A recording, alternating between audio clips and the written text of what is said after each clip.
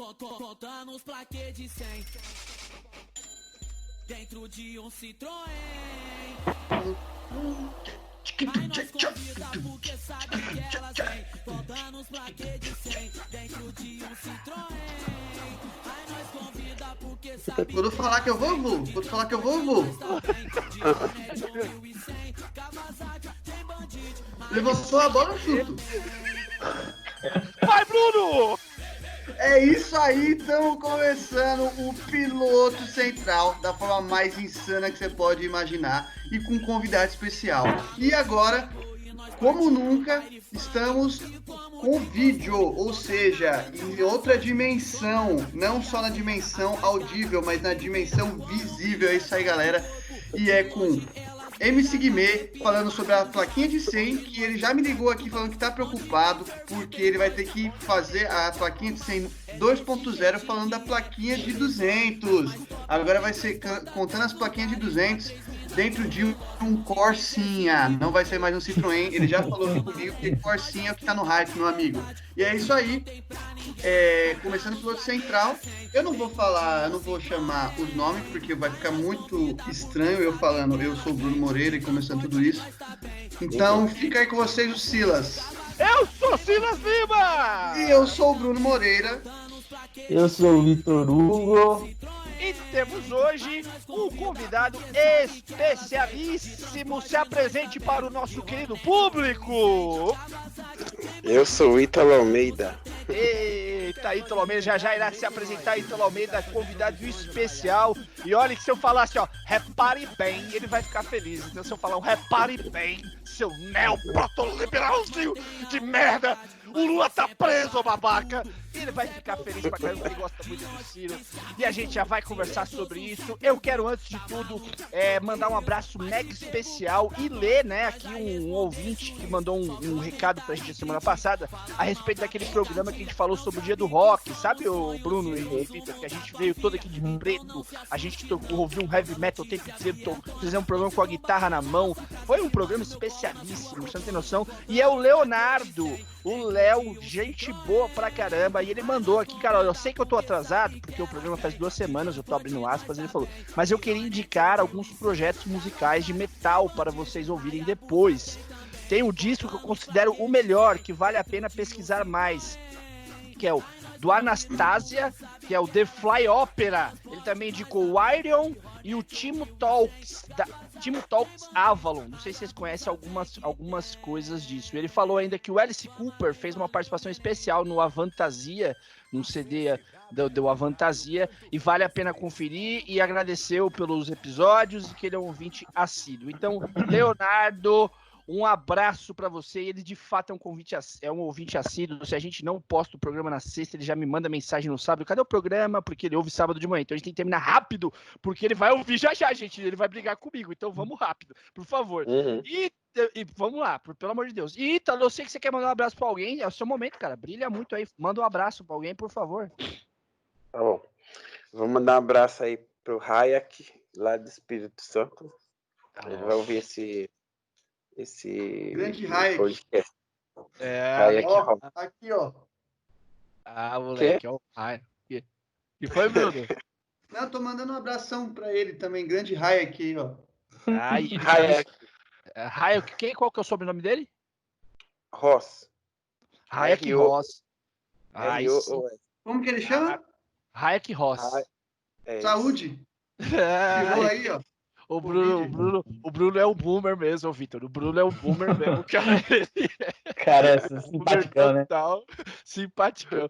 Tá bom, meu Essa amigo. você gostou, né, moleque? Ah, moleque, gostei muito. Eu também já quero pedir pra você ir lá nas nossas redes sociais, por favor, e segue a gente, Instagram, @piloto_central, no Facebook, no Twitter, é o Twitter, gostou do meu acento? É o Twitter. No Facebook, no Twitter, é @pilotocentral, e no YouTube é Piloto Central. Se você colocar lá, só tem a gente. Esse episódio com certeza estará lá, porque agora a gente tá gravando o vídeo, agora a gente é muito avançado, então vá lá, por favor, se inscreva no nosso canal. Aperta o sininho. Agora a gente pode falar isso, Vitor. De apertar o sininho, lembra? Aperta aí, ó, embaixo aí, ó. Aqui, ó. Aqui, ó. É aqui, é onde eu tô. Ou aqui. Eu vou ter que editar isso, cara. Não faz isso, não. É mó sufoco pra fazer esses bagulhos. Ah, maravilha. Agora a gente vai, com certeza, aqui depois dessa abertura fenomenal com o MC Guimê, o Flow, né? Olha aí, e a plaquê de 100. Apresentar o nosso querido convidado. Ítalo, fale sobre você, cara. Quem é você? Onde você vive? Como você se alimenta? Como você se reproduz? Tudo isso aí, cara. Na verdade, como a gente se reproduz, todo mundo já sabe, fica tranquilo, não precisa falar isso aqui pro ouvinte, não, mas fica à vontade aqui para falar um pouquinho do que você faz, só que você tem um movimento político extremamente interessante. Seja bem-vindo e se apresente aí, graças a você, seu momento, garotão. Ah, tá. Eu sou Ítalo Almeida, sou formado em Relações Internacionais, né? E agora, atualmente, eu faço parte de um partido político, PDT, Partido Ciro Gomes, como o senhor já falou. E dentro desse partido, o PDT é um partido que é formado por movimentos. O partido de movimentos ele difere um pouco dos partidos de corrente, porque o próprio partido ele cria os movimentos por temas, e normalmente no caso do PDT esses temas correspondem a grupos de minorias políticas, então eles vão ter os próprios movimentos dentro desse partido, e tudo que o partido foi elaborar no que diz respeito a planos de governo, a posicionamentos ideológicos, cada movimento, com base nesses temas, terá sua contribuição na construção. Aí eu faço parte de um desses movimentos, que é o movimento LGBT do PDT. O nome desse movimento se chama PDT Diversidade. Então, tudo que diz respeito às pautas da população LGBT, é nós que tratamos disso. E nós tentamos inserir isso no Plano Nacional de Desenvolvimento. Tentamos não, nós inserimos as temáticas desse campo no Plano Nacional de Desenvolvimento. Enfim, eu faço parte desse movimento aí do PDT e também faço parte da igreja onde eu conheci o Silas e o Bruno, da Bethesda. Legal. E estou aí envolvido em algumas campanhas aí, pré-campanhas, né? Políticas aí do meu partido no momento. E procurando emprego também. Então, já fez aqui até um currículo o Piloto online, Central, né? A gente tem uns ouvintes assim que são donos de grandes negócios, né? Isso devido ao nosso o Vitor é um CEO de uma empresa e ele tem contato aí com essa casta. Então eu não posso falar muita coisa aqui, hein? Tem coisa que empresário não gosta de ouvir, então não posso. Aí, ó. Ih, Vitão. E o Vitão é um empresário Che Guevara, sabe? Aquele empresário estatal, sabe? Ele quer controlar até o gosto underwear das pessoas, né? O gosto das lingeries do mundo afora, né? A notícia segundo dados do site Worldometers, que é o site que a gente utiliza para trazer os dados da Covid, o mundo tem agora cerca de 17 milhões e 700 mil casos de Covid confirmado, cerca de 681 mil mortes, ou seja, são 681 mil vidas que partiram e 681 mil famílias, amigos que perderam um ente querido.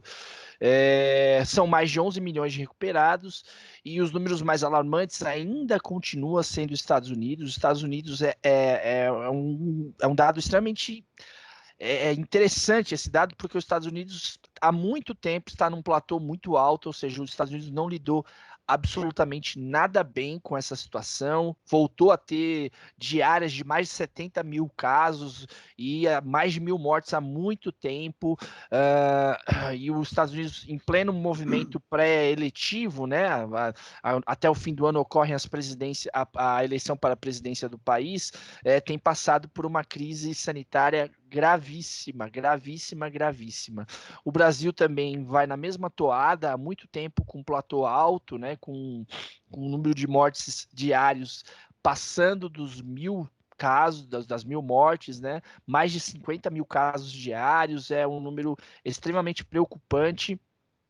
E a Índia também entra fortemente nesse cenário, né? Já é o terceiro país com maior número de casos, que são cerca de 1.600.000 casos, e a Índia é um país de densidade populacional muito grande e um país com uma infraestrutura ainda um tanto precária, né? Um país em desenvolvimento, tanto quanto o Brasil é, então há lugares da Índia que são precários em saneamento básico, infraestrutura, então é uma grande preocupação com a Índia. Fazendo aquele giro pelo mundo que a gente sempre faz, a África do Sul dá sinais claros de que a pandemia está se descontrolando, já estão perto do número de 500.000 casos e cerca de 14.000 mortes. E a África, todo mundo sabe, o continente africano é o continente mais pobre do planeta, então há uma preocupação latente a respeito de como a pandemia pode se desenvolver e como ela pode ser devastadora no continente. Os outros continentes, no geral, vão se preocupando com uma nova segunda onda, né? A Europa, a Alemanha começou a ter uma alta de casos significativa, e alguns países europeus, a Espanha também voltou a ter uma alta de casos significativa, e eu estava lendo a respeito, a União Europeia tem feito alerta aos jovens que a transmissão nesse instante na Europa está sendo muito atrelada à juventude que tem saído e tem transmitido o vírus afora, né? O Brasil registrou ontem, sexta-feira, mais cerca de 1.100 casos e chegou ao número de 52.000 casos diários e mais 1.000 mortos. Como eu já disse, a gente tem cerca de 2.600.000 casos e cerca de 92.000 mortes. Eu acho que é isso. Só para ter uma noção de como o Brasil está lidando mal com a situação, todo mundo fala do tamanho do Brasil, né? O Brasil é um país muito grande, então não dá para comparar com outros países e tal. Mas se a gente juntar toda a população dos outros países da América do Sul e fazer um panorama, né, de quantos casos tem, quantas mortes tem, o Brasil ainda ganha. Então você junta todos os outros países da América do Sul, que a população passa a população brasileira, e a junção de todos esses países dá um número menor de mortes e um número menor de casos, ou seja, o Brasil sim lidou muito mal com a pandemia em quase todas as esferas, né, partindo, obviamente, da falta de gestão do governo federal, né, então o Brasil é um mau exemplo, eu quero deixar isso muito claro. E eu já quero trazer aqui olhos e dados para levantar a lebre a respeito da vacina que a Rússia anunciou. A Rússia anunciou que vai agora em agosto, nas próximas 2 semanas, liberar uma vacina, mesmo antes da fase 3 de testes. Eu só quero ressaltar o que são as 3 fases de teste de uma vacina. A primeira fase é uma avaliação preliminar da segurança imunizante da vacina, né? Ela é feita no número reduzido de voluntários, e nesse momento é a hora que você entende a resposta imunizante do corpo com a vacina aplicada, certo? A segunda fase é um estudo clínico um pouco mais ampliado, que já vai para uma centena de voluntários, e você também pega um recorte social de pessoas com idade física, com uma idade e saúde física semelhante, e aí você testa nessa fase a segurança da vacina e a sua capacidade de proteção. E aí, e também faz um teste de como a dosagem da vacina deve ser aplicada na população. A fase, e se ela passa dessa fase, se ela não apresenta problemas nessa fase também, ela vai para uma terceira fase, que é a última fase, que é a de larga escala, que você pega já milhares de pessoas, indivíduos voluntários, e faz nesse momento um teste de durabilidade da proteção e da eficácia e segurança em populações maiores, para ver como isso vai se refletir num largo espectro, num recorte maior de populacional. E aí, depois dessa fase, você pede o licenciamento, né? Você pede a aprovação da vacina. Essa vacina da Rússia está na fase 2, ela só foi testada em centenas. Ela não está ainda na fase 3, que foi esse último teste que eu acabei de explicar. E aí cresceu-se, né, a piada, em primeiro lugar, né? A Rússia, aí você vai tomar essa vacina aí, meu Deus, o que vai acontecer comigo? E também essa questão, né, da aceleração repentina E ainda tem outro fator, não sei se vocês lembram que na semana passada, foi a semana passada, a Grã-Bretanha, os Estados Unidos e mais um país, eu não lembro qual foi, e o Canadá, acusaram que a Rússia utilizou o serviço de alguns hackers, né, para roubar as fórmulas das vacinas que eles estavam desenvolvendo. Beleza, cara, vocês vão tomar vacina russa? Ou, Vitor, você vai tomar vacina russa com medo de nascer um sexto dedo, um segundo dedo mindinho aí na sua mão, cara? Vai lá, A manda brasa. vacina da Rússia vai ser uma dosinha de vodka, que com certeza vai dar certo, velho. Você que tem um preconceito nessa cabeça, Eu vai não, cara, eu tomar um tenho... shot. É um Em shotzinho que você vai jejum, tomar em jejum. em jejum, junto com pantoprazol para não atacar o estômago, matou. É fato, velho. Fala aí, manda o seu destaque inicial aí, cara. Vamos lá. Eu queria trazer a reflexão mais para um lado. O Silas sempre traz os números apurados, então nem vou entrar nesse debate, mas trazer a reflexão mais para a questão política, né? De como o Silas já iniciou a fala, mas de como o Estado brasileiro tem lidado com isso, né? E a real é que a gente não tem política pública, né? De combate, né? Parece que a gente lavou as mãos já. Não, vamos deixar rolar, quando sair a gente está liberado. Acho que muita gente tem uma sensação, se não essa, muito parecida. Isso começa da escala federal, sem dúvida. O governo federal não toma nenhuma ação, muito pelo contrário, ele vai na contração, ele vai sempre ter ações contrárias, né, do que seria um combate efetivo.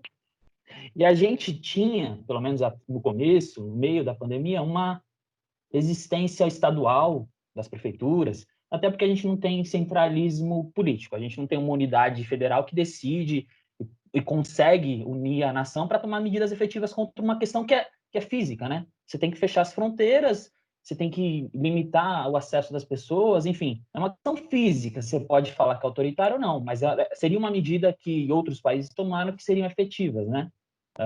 Então a gente tinha uma resistência, né, certa resistência dos estados, que parece que também foi por água abaixo, e daí eu falo por Brasil inteiro. Eu vou trazer uma fala do Bruno Covas, que a fala é muito interessante. Ele fala assim, ó, o coronavírus jogou luz sobre as desigualdades, e depois ele completa que o índice de contágio na classe D é 3 vezes maior sobre a classe A, isso na cidade de São Paulo. Só que o mesmo Bruno Covas, ele detecta o problema, mas ele não toma ação nenhuma, muito pelo contrário, assim como diversos governantes de prefeituras de estados, ele lava as mãos. Semana passada, ou há 2 semanas, ele toma uma medida que vai delegar aos pais se os alunos podem ou não voltar à escola. Então, na hora de tomar uma ação efetiva, que a gente espera de um governante, e daí não seria uma ação autoritária, muito pelo contrário, de salvaguarda da população, ele lava as mãos. Ele fala, vocês decidem aí se vocês querem que seus filhos voltem às aulas ou não. Então, assim, parece que a gente... eu recorto o Bruno Covas, mas me parece que isso é nacional, sabe? Os políticos definitivamente lavaram as mãos. A gente não tem unidade nenhuma no país, a começar pelo governo do estado, do governo federal, que faz um desserviço à população, e as prefeituras e estados que talvez serviriam alguma de resistência também cagaram no pau. Então, assim, essa galera tem uma mão suja de sangue pra cacete, sabe? Isso é muito triste, porque as definições políticas definem vidas, sabe? Essas decisões definem quem vai viver ou não. E como o próprio Bruno Covas definiu, essas vidas são de gente pobre, sabe? Em grande parte. Então, assim, é só uma constatação, uma ideia política, não entra nem em números. Mas é tenso, né? Não, eu acho que o Bruno também tem alguma coisa relacionada a São Paulo, né, Bruno? E vai discutir a respeito disso. Assim, eu acho que foi o que você falou também, né? De fato, no início da pandemia, a gente teve um movimento dos estados muito, muito interessante, né? A gente até brincou aqui que o Bolsonaro fez a gente começar a gostar um pouco do Dória, a gente fez essas brincadeiras no início, mas parece que com a pressão política e econômica, os estados foram arrefecendo também, né? Foram tirando mão, né? Porque você tem a conta começou a pesar de fato, né? É uma discussão muito difícil, eu acho, assim, no fim, sabe? Porque eu também não sei como fazer se a gente não conseguiu seguir uma cartilha desde o início muito rígida para combater a doença. A gente vai ter que viver com ela e tentar voltar de alguma forma. É bem difícil. Vai, Bruno, fala aí. Eu até tomei um espaço aqui que não é meu. Aqui todo espaço é nosso, Silas, fica tranquilo. Não, uma informação, na verdade, eu queria mais ajudar a espalhar um pouco uma mensagem, uma ideia da Marina Silva, né? Quem Glória a acompanha ela aí, Deus. né? Glória a Deus. Marina. Quem acompanha ela nas redes sociais, ela trouxe um insight que eu achei muito interessante. Ela disse que se a gente pegasse as primeiras notícias e análises da Covid-19, eles diziam que se ninguém fizesse nada, o Brasil ultrapassaria 90 mil mortes. E essa semana a gente ultrapassou 90 mil mortes. Eu acho que, e segundo ela, eu faço coro, que é um índice de que nada está sendo feito pela União, né? Então, A do açúcar? A que faz o açúcar? não, União Federal. Ah, Ah, entendi. Só para saber. Não sei o União que ela tinha que fazer. Federativa. Tá bom. Ítalo, O assunto super sério, né? Aí o Silas vai lá e chega falando da Top Term. vamos falar de coisa boa? Vamos falar de TechPix. Ô, Ítalo, o que você acha aí? Contribui aí também para a discussão, cara. Fica à vontade. eu fico um pouco triste com o que está acontecendo no país, né? Com todos vocês. E isso, pelo menos, foge um pouco da questão do lado político, por mais que eu veja as pessoas politizando muito uma questão que não deveria, né? Estão politizando até o uso da máscara. Se eu uso uma máscara, eu sou de esquerda, e se eu não uso, sou de direita.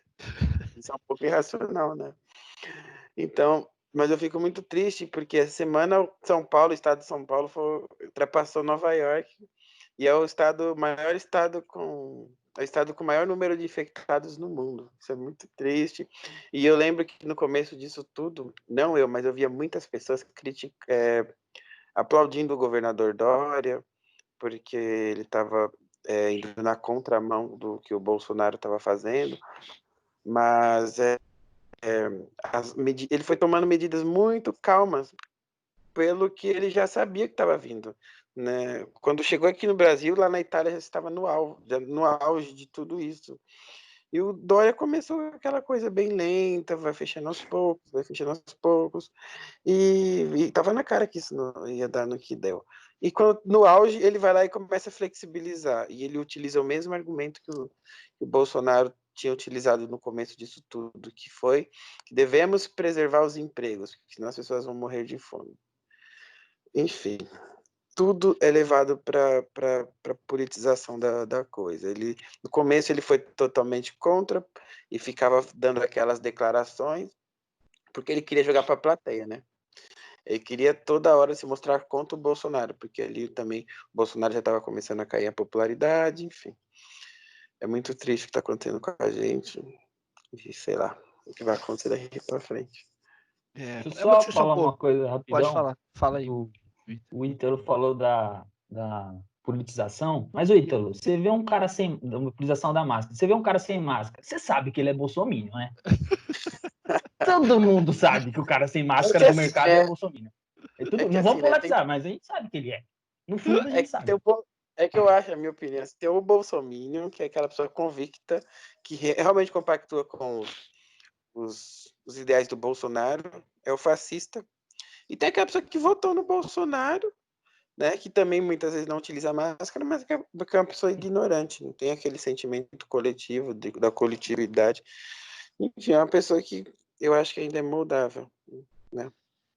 Eu também acredito nisso. Eu só acho assim, eu acho que nessa discussão toda, eu não sei até onde o sistema político nacional, os estados conseguiriam ter influência, né? Eu acho que a pessoa nesse país que poderia mais contribuir para a quarentena, para um processo organizado, eu acho que era a presidência do país, porque ele é um exemplo, né? E aí, na medida que o Bolsonaro tomou um lado e ele tem apaixonados que o seguem, os estados estavam reféns, né? Assim, os estados são recortes da população, da divisão que a gente tem hoje, né, política no país. Então, os números de São Paulo, em pleno auge da quarentena, a gente tinha metade da população na rua, entendeu? Em pleno auge da pandemia, a gente tinha metade da população na rua, na cidade de São Paulo. Então, eu eu até acho, e vou discordar um pouco disso, até acho que as medidas que o governo do estado de São Paulo tomaram, e eu não, longe de fazer uma defesa ao João Dória aqui, tá? Pelo amor de Deus. Eu acho ele sim essa figura elitista, né? Horrível, assim. Acho que ele é do empresariado que a gente não deveria ter, né? Daquele que quer fazer ração humana para as pessoas comerem, né? Desse tipo. Da Bia Dória, que acha que não deve dar comida para mendigo, você vai ficar na rua, entendeu? É esse tipo de gente que ele representa para mim, entendeu? Mas eu acho que as medidas dele foram efetivas, assim, no início. Assim, efetivas no sentido, eram medidas sérias. E até esse plano, se você analisar o plano que a cidade, que o estado tem, é um plano pelo menos, né? Você tem um plano que analisa a quantidade de leitos, a cidade entra num grau de complexidade. O problema é que o exemplo é horroroso, né? A gente está ainda com números altos de casos e ainda no auge de uma pandemia e você fica flexibilizando.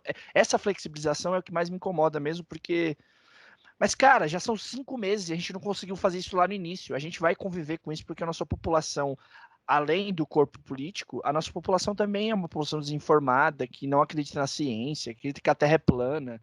E aí, cara, é uma dificuldade muito brutal, né? É difícil, cara. É difícil. Acho que você vê a falta da educação como faz diferença nesse instante, né? Uhum. É uma diferença brutal. Você vê a educação dos asiáticos, né? Talvez o governo nem precisasse pedir. A pressão que se faz no governo no Japão, né? Em Tóquio, a população Precisa. pedindo, a população no Japão pedindo, né, para o governo barrar, parar, e o governo resistindo ao contrário, né? Aqui é o inverso, né? A população pedindo para sair e o governo incentivando para sair também. É uma coisa maluca, assim. Mas é isso. Alguém quer falar mais uma coisa? Podemos seguir? Podemos. A notícia é Augusto Aras, aquele senhorzinho de barba branca, cabelo para trás, todo pink, pinta de Lisbélio Prisioneiro, sabe? Galã de Lisbélio Prisioneiro. Ele deu uma declaração bastante dura numa reunião que ele fez com alguns advogados criminais essa semana, um debate virtual. E essas declarações foram ataques direcionados às forças-tarefas da Lava Jato. Ele disse: é preciso corrigir os rumos para que o lavajatismo não perdure. E aí eu vou explicar o que está acontecendo aqui, tá? Há, nesse momento, um embate entre a Procuradoria-Geral da República, o Ministério Público Federal, contra o Ministério Público, os Ministérios Públicos estaduais, né? Há um racha no Ministério Público. Isso porque, semanas atrás, a Procuradoria-Geral solicitou a Força-Tarefa da Lava Jato informações a respeito das investigações. As forças-tarefas da Lava Jato responderam que essas solicitações não poderiam ser dadas da forma como a Procuradoria-Geral da República pediu. Não poderia ser uma solicitação informal. Elas teriam que ser uma solicitação jurídica, né, embasada, um pedido jurídico aprovado pelo STF e tal, porque a Lava Jato argumenta que a preservação desses dados protegem a operação de interferências políticas, protege a operação de que se faça interferências políticas e também há um preceito de que tais informações só cabem aos investigados, né? Eu só posso ver há uma prerrogativa jurídica de que informações a respeito de uma investigação só devem ser tratadas às pessoas que participam do processo de investigação, ou acusado, ou quem acusa.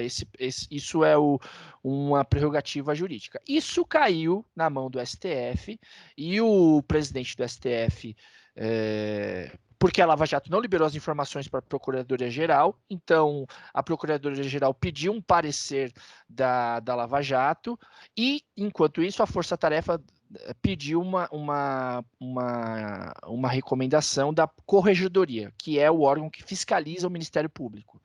A Corregedoria deu um parecer de que a solicitação da Procuradoria-Geral de ter essas informações era ilegal, entretanto, era ilegal ou imoral, né? Eu não sei se era anticonstitucional, mas não era algo bom.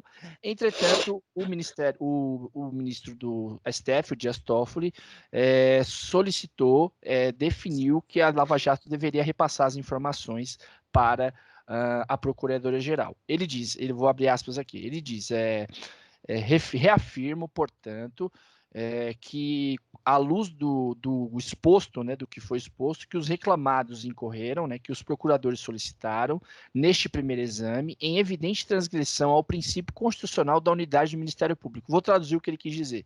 Que, tipo, como o Ministério Público é uno, é uma coisa só, a transferência de informações entre eles, né, é normal e deve ser feita.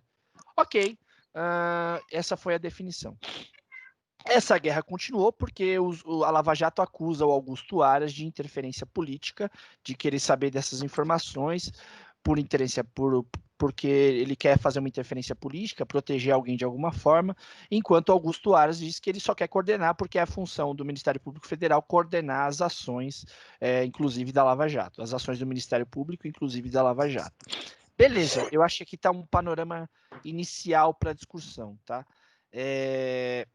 Acho que várias questões se levantam, né? A Lava Jato está sendo atacada justamente no governo que se elegeu dizendo que defenderia ela a qualquer custo.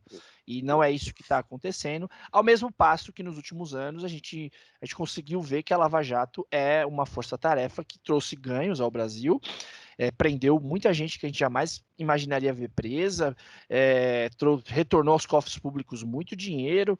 Entretanto, a gente viu certos abusos. A Vaza Jato é uma denotação clara de abusos durante o processo de investigação. E também tem aquele fundo que tinha uma gestora de fundo, né? A Lava Jato quis se tornar uma gestora dos fundos que ela recupera para promover ações sociais, anticorrupção, coisa que ela não é uma prerrogativa de um órgão do Ministério Público gerir recurso público.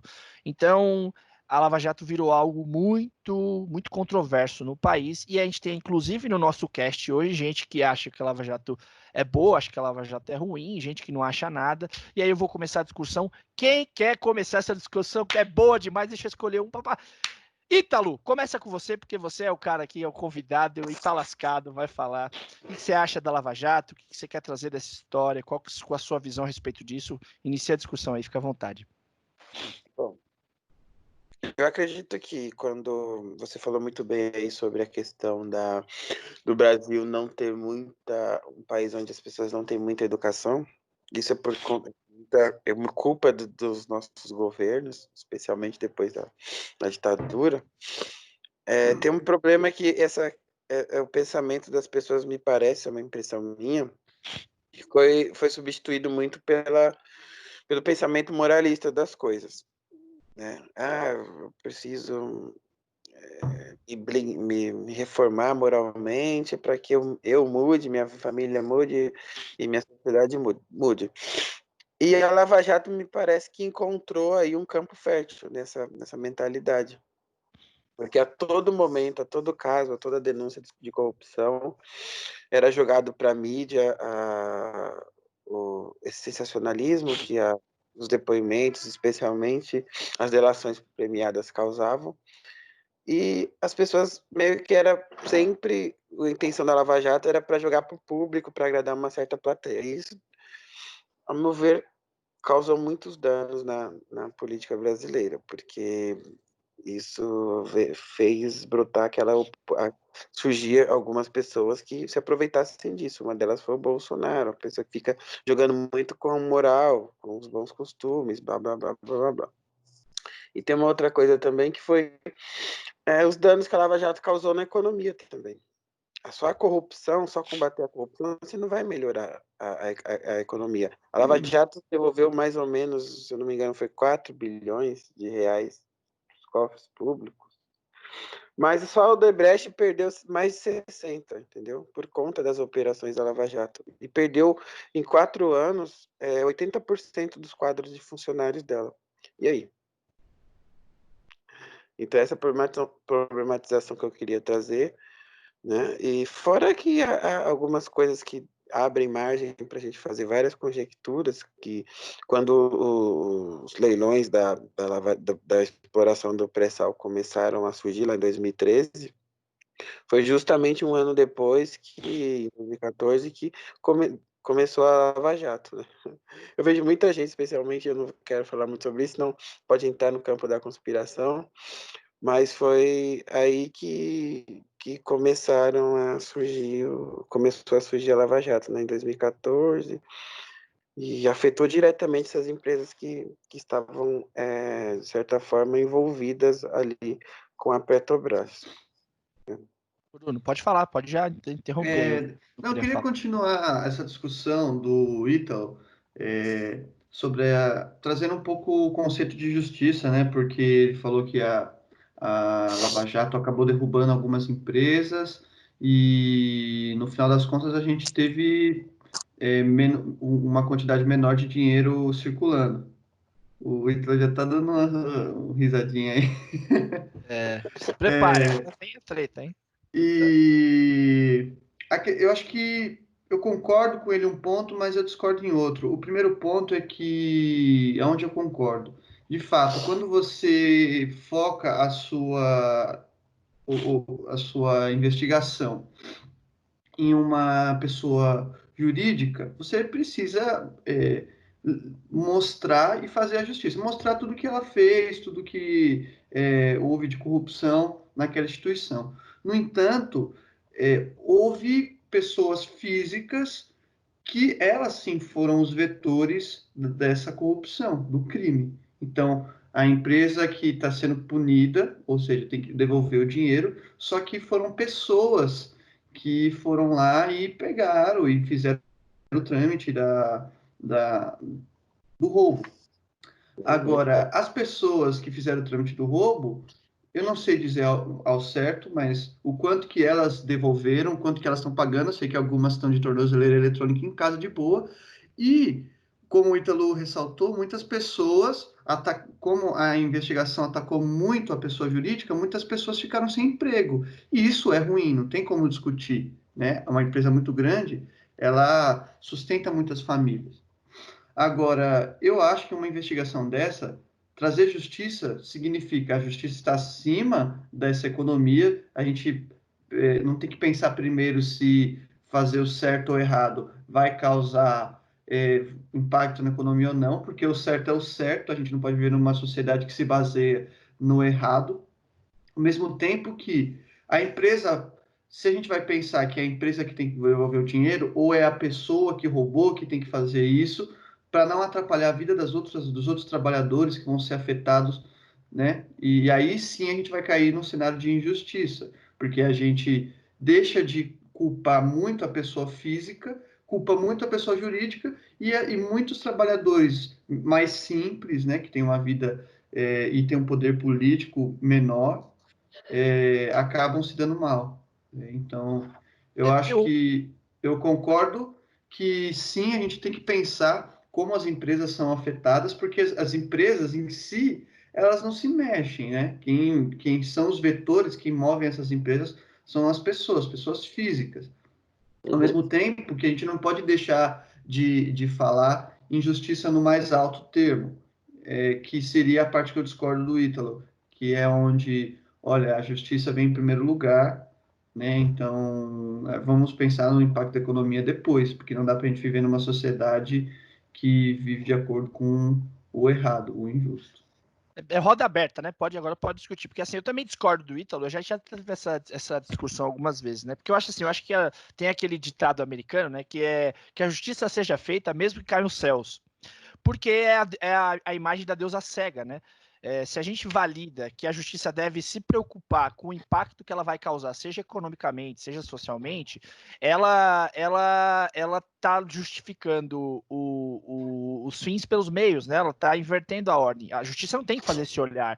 A justiça deve pegar, na minha opinião, né? A justiça deve pegar o que está errado e as consequências têm que ser geridas por outros órgãos, porque ela é essa deusa cega que está preocupada com o cumprimento da lei. Você pode falar assim, mas ela não pegou em todas as instâncias. Ok, eu não quero fazer essa análise, eu quero analisar a Lava Jato aqui. Porque se você acusar a Lava Jato de ter quebrado o país, não a corrupção, É a mesma coisa, e eu dou esse exemplo sempre, de que uma mulher que descobriu que o marido tá traindo ela, ou um homem descobriu que a mulher tá traindo ele, ou um casal que descobriu, um homem descobriu que o seu acompanhante, o seu comparceiro, o seu namorado tá traindo ele, e ele vai lá no Facebook do seu namorado e descobre a traição. Aí revela ao público. E aí destrói a família, os filhos ficam arrasados. Aí o cara que traiu vai e fala, tá vendo? Você destruiu a nossa família. Você foi lá, entrou no meu Facebook e revelou ao mundo a minha traição.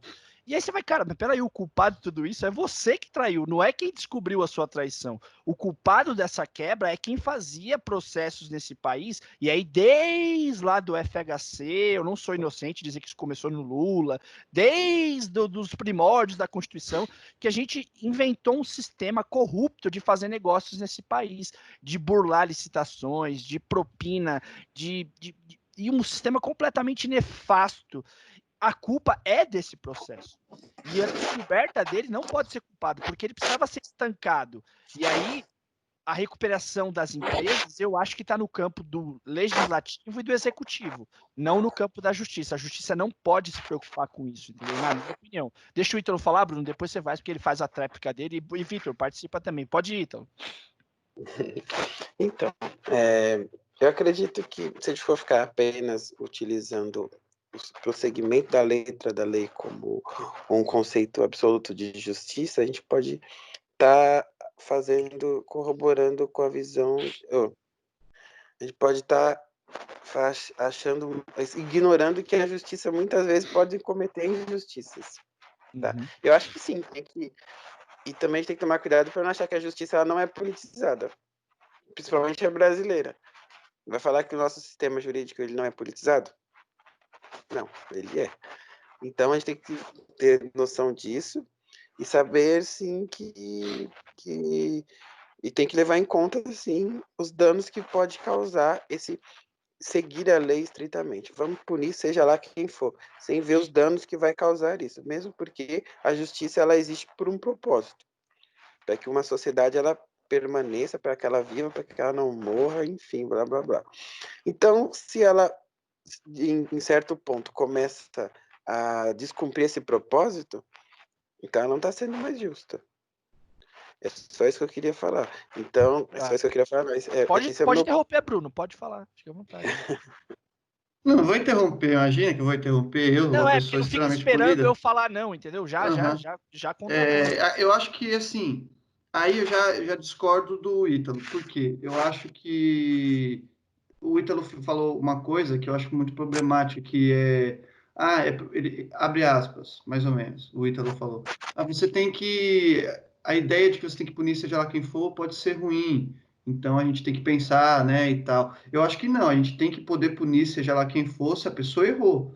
A questão é que, diferente do Silas, eu não acho que a justiça, ela pega a batata quente e fala assim, ó, você que errou, tudo que está acontecendo é culpa sua e deixa tudo acontecer. Eu não acho que é assim. No caso do que ele deu aí do parceiro traído, e aí você vai lá e fala para todo mundo, o meu parceiro me traiu.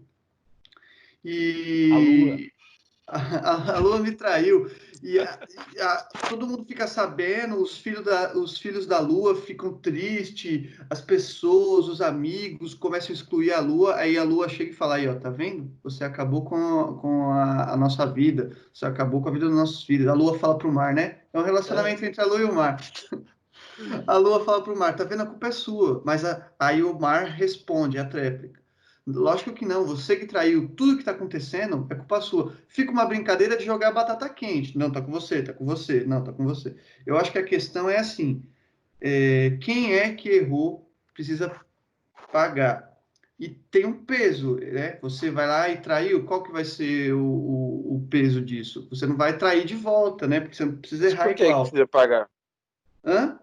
Porque é a questão da justiça. Você não paga, às vezes você não pode pagar na mesma moeda. Se você mata alguém, Ítalo, você não precisa ser morto. A justiça vai encontrar um outro peso para você. Só que a ideia é que só você pague, entendeu? Então, por isso que eu sou a favor de que as famílias, por exemplo, a família de um preso, uma pessoa que está presa, tenha algum auxílio.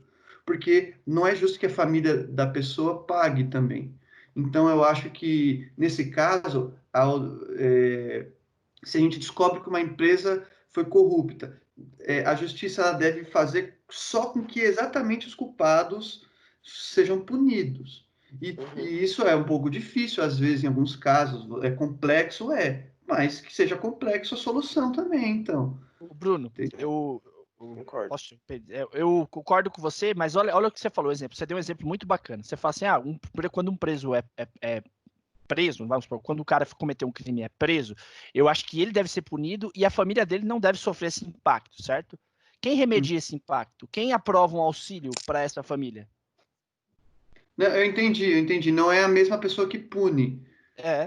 Só que Isso que eu o tô que dizendo. a gente está conversando é que, assim, a pessoa que pune a justiça, tudo bem que ela é cega, mas não é porque ela é cega que ela vai sair espadando em todo mundo.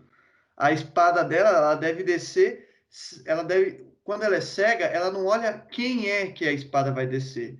Ou seja, ela é uma pessoa famosa, uma pessoa importante para o país. Se ela errou, ela deve levar uma chibatada da justiça. A questão é que só essa pessoa deve levar a chibatada, entendeu? Então é isso, não é que a justiça. Então a empresa errou, corta a empresa inteira. Não, no caso de uma empresa tem essa complexidade, entendeu? Mas, por exemplo, seja lá quem for que errar, deve ser punido. Mas é o presidente, ele está fazendo muita coisa boa para o país, deve ser punido, ele deve pagar com algum valor isso. Às vezes ele não precisa ser preso, ele deve cumprir alguma, sei lá, alguma pena social, varrer a rua, enfim, não sei o que é. Mas o que determina isso não pode ser o impacto que vai causar, sim o crime. O peso, sim, quando ele deve exatamente. pagar, é o crime que ele cometeu. As consequências desse crime não é uma função jurídica. Um exemplo, o Ítalo disse que para que serve a lei? A lei serve para manter o bem-estar. Quem faz a lei não é a justiça. Mas, Silas, eu acho que aí tem uma pequena incisão, que é a questão de que o peso quem escolhe é a justiça, de fato. Só que quando a justiça vai escolher esse peso, ela tem que pensar se outras pessoas não vão sofrer uma injustiça, entendeu? Então esse peso ele tem que ser justo, justo no maior sentido da palavra, justo sim, afete só quem tem que afetar com o tanto de peso que deve ter. Mas peraí, saca só. A gente diria isso, Bruno, se a Lava Jato colocasse penas desproporcionais ao crime. E aí eu diria assim, penas desproporcionais no que está fora do jogo democrático. Quem determinou a pena, o Código Penal, não foi a Justiça que definiu. Ela segue um Código Penal criado pelo Legislativo. Então, quem precisa regular isso não é a justiça, ela cumpre a lei. Quem faz a lei, quem determina isso, a lei deve preservar, inclusive, os outros, para que os outros não sejam culpados. Não é função do Poder Judiciário, é a função do Poder Legislativo. Ele que deve... Silas, eu entendi isso. A gente está discutindo... Pode falar, Ítalo. Não foi. Eu acho que a gente está discutindo num campo hipotético, onde a gente tenta pensar em quais seriam as melhores formas de a justiça agir. Aqui a gente está pulando o trâmite do legislativo. A gente está imaginando quais seriam as melhores as melhores normas feitas pelo legislativo para a justiça ser aplicada. Eu concordo que a justiça não deve decidir, o legislativo deve decidir as melhores formas de a lei ser aplicada e a lei só ser aplicada. Eu concordo com você nisso. Não, só estou falando da forma que o nosso debate está acontecendo, ele é um pouco hipotético, né? Não, eu concordo, eu acho que no mundo áureo esse é o melhor. Agora, atribuir a quebra das empresas ao processo da Lava Jato, eu discordo, porque não era função da Lava Jato. Mas eu não fiz isso. Não, tudo bem, eu tô aqui a discussão talvez com o Ítalo. Porque assim, a Lava Jato faz seu trabalho, aí não tô dizendo que ela fez um trabalho bom ou ruim, tá? Tô dizendo também aqui no mundo ideal. Ela segue a lei, a não ser que a gente comprove, não, a Lava Jato deu penas que não são aprovadas pela lei, a Lava Jato seguiu caminhos que não são aprovados pela lei, mas se a Lava Jato seguiu um caminho aprovado pela lei, aplicou a pena que a lei dá e as consequências disso foram caóticas, significa que essa lei foi mal legislada. Então aí a culpa não é da Lava Jato que está seguindo a lei, a culpa é de quem legislou essa lei, porque não pensou nessas vertentes.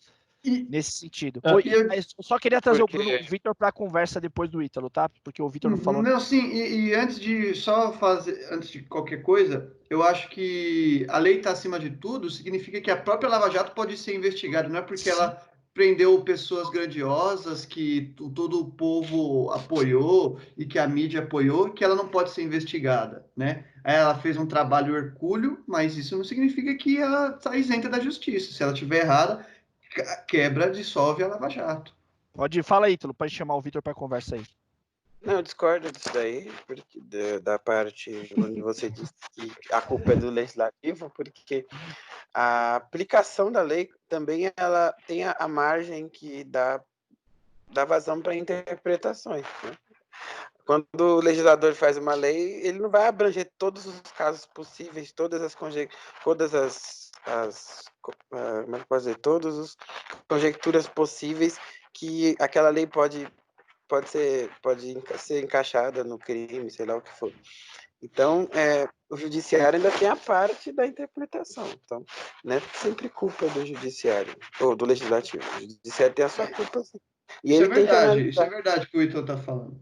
E por precisar desse componente humano, justamente a existência desse componente humano, que é o Poder Judiciário, é para ver isso, né? Para ter essa maleabilidade aí e ver quando que a lei tem que ser estritamente aplicada, enfim, essas coisas todas. Nessa discussão, eu só acho que assim, o impacto econômico que a Lava Jato causou nessas empresas deveriam ser tratados pelo executivo, que tem o poder de mexer na economia. Tá tendo um rombo, vamos criar um plano para proteger essa empresa, porque você não pode culpar a justiça ter feito o trabalho dela, mesmo que o céu tenha caído, entendeu? Porque eu te digo, descobrir esse esquema de corrupção, não importa como, não traria impactos econômicos para o país. A única forma de não trazer impacto econômico para o país, na minha opinião, era não revelar. Uma vez revelado, e a economia ainda é movida à expectativa, né, ao termômetro do mercado, certamente o mercado reagiria mal, uma vez revelado. E aí o governo teria que ter algum plano para reabilitar essas empresas, não a justiça. Você não pode jogar na culpa nas costas da justiça esse processo. Vitor, antes da gente continuar, quer falar alguma coisa, Vitor, a respeito Sim, vocês abstraíram total assim da discussão, mas a gente acho que dá para tentar seguir nesse caminho. A questão da Lava Jato, acho que o principal que foi revelada pelos documentos que vazaram é a questão de método.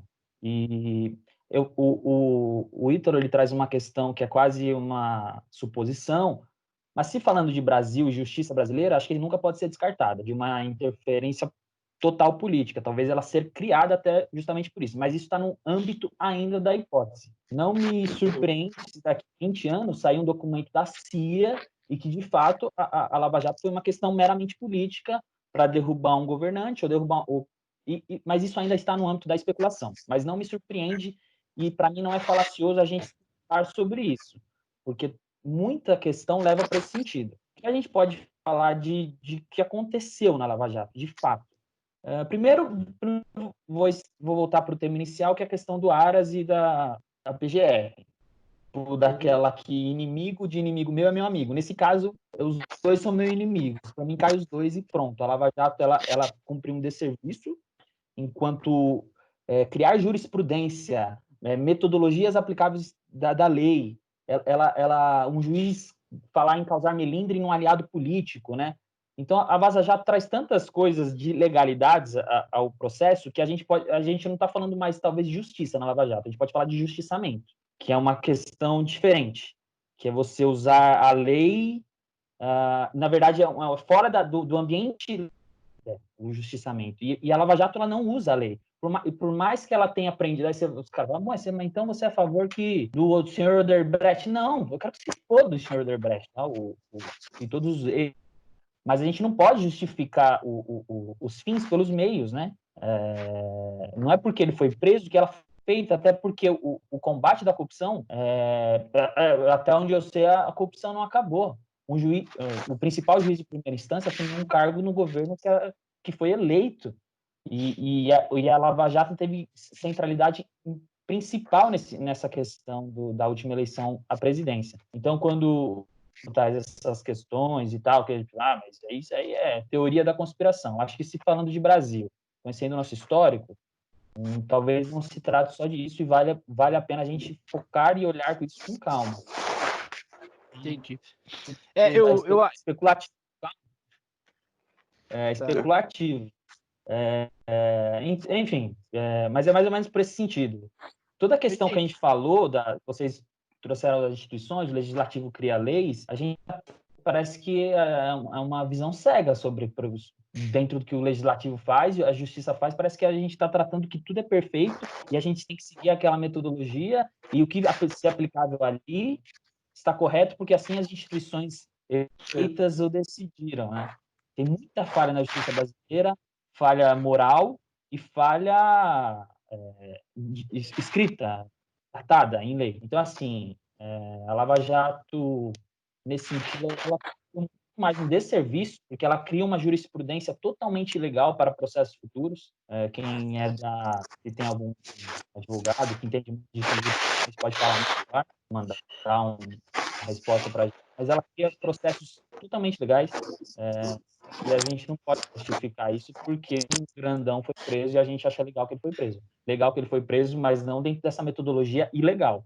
Se a gente cai para esse âmbito, porra, daí a gente não está falando de justiça, é justiça. Tá. Cara, eu achei a discussão muito. Assim, eu discordo, Vitor. Eu acho que o saldo da Lava Jato é positivo. Eu acho que os métodos precisam ser reavistos, mas eu não vi em nenhum momento. Pode ser reavisto, porque talvez eles sejam imorais e antiéticos em muitos casos. Por exemplo, a Vaza Jato revelou que um juiz tratou diretamente com um acusador, né? E aí parece que o processo fica meio imparcial. Entretanto, essas mesmas revelações não mostraram nenhum. Ele assume um cargo de governo, de ministro. Não, a gente completamente. Pra mim é tipo, é claro como o sol, tá ligado? Isso não sei o que parece pra você. Claro. Assim. Não, peraí, isso é completamente imoral e antiético, concordo. Mas enquanto não alguém chegar para mim e falar assim, não, foram revelados que a Lava Jato forjou provas. A Lava Jato não forjou provas. Então, mas se a gente esperar a gente pode avaliar só por isso, né? Legal, a gente vai esperar 30 anos para descobrir que o golpe de 64 foi financiado pelos Estados Unidos, tá ligado? Então a gente espera 30 anos quando abrirem os arquivos da CIA ou assim, vier uma investigação. Porque assim, se a gente fica no estrito senso, tipo, o que acontece, as instituições decidiram assim, então para mim é válido eu formar uma opinião em cima disso. Como se elas fossem perfeitas, entende? O especulativo, nesses casos, ele cabe muito bem. E a gente devagar pensar sobre eles é fundamental. Se a gente não especula que o Moro foi para um governo após derrubar, teoricamente, o presidenciável da vez, se a gente não especula sobre isso, a gente está omitindo uma centralidade importante para esse debate, que é simplesmente focar no que as instituições definiram como correto. E a gente fecha os olhos porque acontece por fora, entende? Que nesse caso é central para o debate. Se a gente não analisa o todo, foca no que as instituições definiram, em segunda instância ele foi validado, beleza, em terceira instância foi validado, então beleza, é isso, 3 validaram, então tá perfeito. Mas se a gente não olha o entorno, se a gente não especula sobre as viagens dele para a CIA, se a gente não especula sobre essas coisas, que são especulativas, eu não estou tirando o caráter disso, a gente se cega, real, assim, por tudo. Vitor, eu acho que a discussão serve para os processos posteriores, eu acho que é super válido. Agora, essa discussão não serve para o fato, entendeu? Eu acho que não serve para o fato. O fato é o fato. Você tem ali, se comprovou. Porque senão tudo é especulativo. A gente vai especular. Não, mas por que o Lula, então, estava dentro do triplex? Por que, então, o Bolsonaro está usando aros para segurar um pouco a Lava Jato? Por que o Bolsonaro escolheu a gente vai... Por que o Jucá falou, vamos estancar a sangria? Cara, é fato que a Lava Jato mexeu com a classe política desse país. É fato. E nunca ninguém tinha feito isso. Porque a Lava Jato tem sido o tempo inteiro tentada a ser estancar a sangria é a fala perfeita, porque é o medo de que chegue na gente. De fato, eu concordo com você. Teve um prazer, teve um sorriso na cara do Moro quando o Lula foi preso? Teve, mas o Lula não cometeu crimes. Essa é a questão jurídica no meu sentido. O método pode ser aperfeiçoado? Concordo plenamente com você, e a gente tem que se preocupar com isso. Mas enquanto não é aperfeiçoado, Silas, é ilegal. Das instituições é ilegal. Você entende? Instituições, a Lava Jato é correta. Essa é a questão. Você está falando que é justificável? Não estou dizendo que é justificável. É justificável, então, a gente prender os caras que nunca foram presos, porque eles eram grandãos, e da hora que eles foram presos, que a metodologia foi totalmente ilegal. Tá, Foda-se peraí. que uma parte não foi investigada porque causaria melindre. Isso está vazado, entende? Foda-se Uhum. que o juiz orientou as ações da Polícia Federal. Ô, É. Victor, o que você Qual pode foi fazer... o resultado? Então a gente Ô, começa a Victor, justificar coisas que nem dentro das instituições são justificáveis. Só que Exatamente.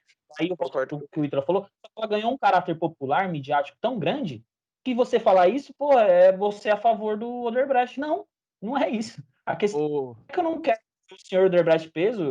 Eu até discordo um pouco do Ítalo nas questões das instituições. Eu acho que a justiça deveria, né, na moralidade perfeita, ser perfeita, e daí a Odebrecht poderia usar a inteligência dos seus funcionários para criar que seja uma nova empresa, pode ter o mesmo nome ou não, mas a inteligência não está no senhor Odebrecht, a capacidade de produção, a inteligência que uma empresa produz não pertence a ele, pertence principalmente aos trabalhadores que ali fazem parte.